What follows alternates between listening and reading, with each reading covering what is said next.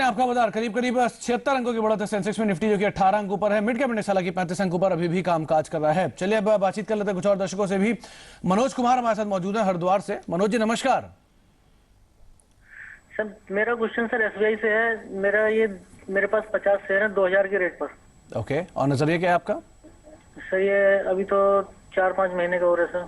चलिए आशीष, 4 से 5 महीने में एसबीआई को आप किस तरफ जाते देख रहे हैं? 2056 मौजूदा स्तर है, 2000 पे नहीं खरीदारी है।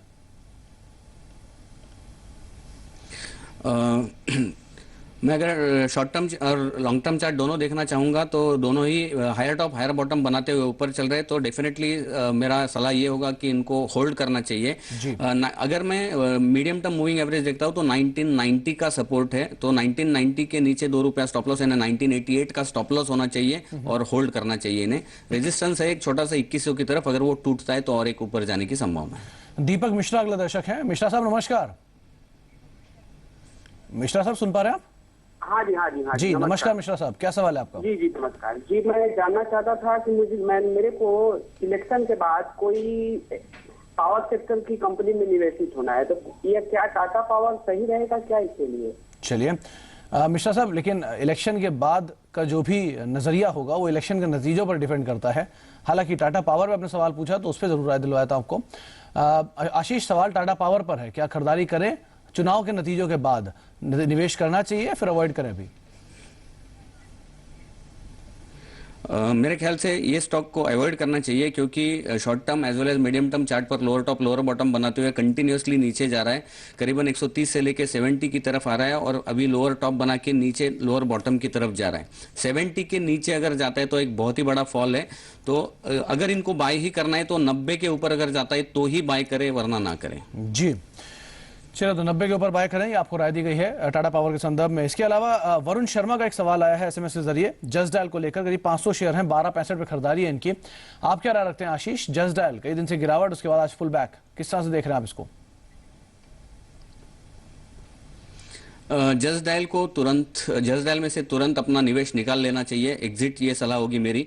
क्योंकि यहाँ पे एक डिसेंडिंग ट्रायंगल पैटर्न फॉर्मेशन का ब्रेकआउट हुआ है और जिसका टारगेट मैं करीबन देख रहा हूँ 860 के करीब है। अभी जो भाव चल रहा है वहां से 860 तक आने की संभावना है। मूविंग एवरेजेस भी निगेटिव है, तो तुरंत एग्जिट होना ज्यादा अच्छा रहेगा, ये मेरी सलाह होगी। जी चलिए, इसके अलावा एक और सवाल कविता नारायण का है अजंता फार्मा को लेकर। करीब 150 शेयर है और 118 रुपए के भाव पर है। अजंता फार्मा पे आपकी राय क्या है आशीष? अजंता फार्मा इस स्टॉक ने एक राउंडिंग पैटर्न फॉर्मेशन का ब्रेकआउट दिया था और वहां से कंटिन्यूअस ये एक स्टेडी अपमूव दे रहा है। और पिछले हफ्ते में इसने अफ्लैग का ब्रेकआउट भी दिया है, तो डेफिनेटली मैं इस स्टॉक को होल्ड करने की सलाह दूंगा।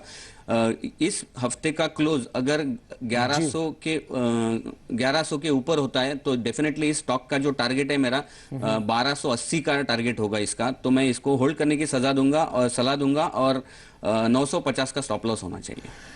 विमल हमारे साथ मौजूद है, हमारे अगले दर्शक। विमल जी नमस्कार। विमल जी आप सुन पा रहे हैं? सर जी नमस्कार विमल जी, क्या सवाल है आपका, पूछिए। सर मैंने एचडीआई ले रखे हैं 66 रुपए में 400 शेयर। ओके, और नजरिया क्या है आपका इसमें? क्या करना चाहिए सर, कितने क्या देखो सर? चलिए आशीष, 66 रुपए पे खरीदारी है, करीब करीब 70 का मौजूदा स्तर है, क्या कर सकते हैं एचडीएल में? एचडीआईएल को होल्ड करना चाहिए, क्योंकि इसने वीकली चार्ट पर एक ट्रेंड रिवर्सल प्राइस पैटर्न का ब्रेकआउट दिया है और उसका टारगेट करीबन 90 रुपीज का है। 90 रुपीज पहुंचने के पहले इसने थोड़ा करेक्शन और कंसोलिडेशन होना चालू है। डेफिनेटली मैं इनको होल्ड करने की सलाह दूंगा। स्टॉप लॉस जो है वो थोड़ा नीचे की तरफ है, 61 का इसका स्टॉप लॉस होना चाहिए, लेकिन अगर ये होल्ड करते तो इनके लिए बहुत अच्छी रैली मिलने की संभावना है। अगर ये स्टॉक 82 रुपीज 50 पैसे के ऊपर जाता है तो ये और भी ज्यादा ऐड कर सकते हैं। जी, सुनीत कुमार हमारे साथ मौजूद है। सुनीत जी नमस्कार। नमस्कार सर। नमस्कार सुनीत जी, क्या सवाल है आपका?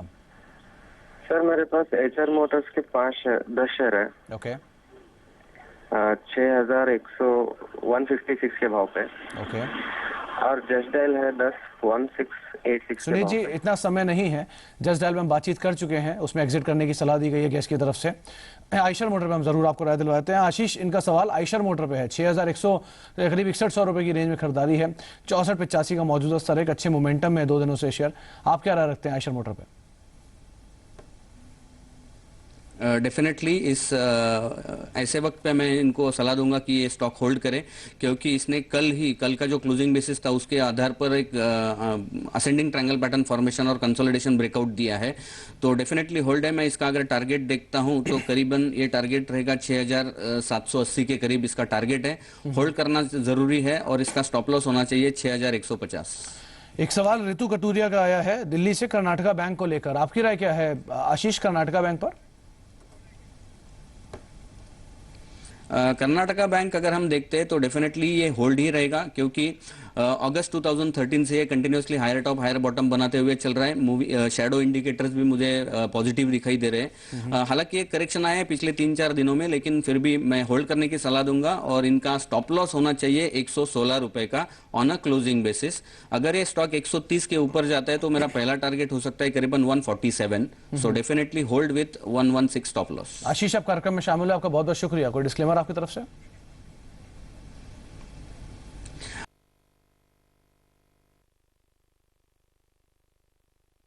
स्टॉक हो सकता है कि हमने हमारे क्लाइंट्स को रेकमेंड किए होंगे, but I don't hold any positions in the stock that we have discussed. चलिए आशीष, बहुत बहुत शुक्रिया आपका हमारे साथ मौजूद रहने के लिए। और अब वक्त हो गया हमारी खास पेशकश हर घंटे मुनाफे का।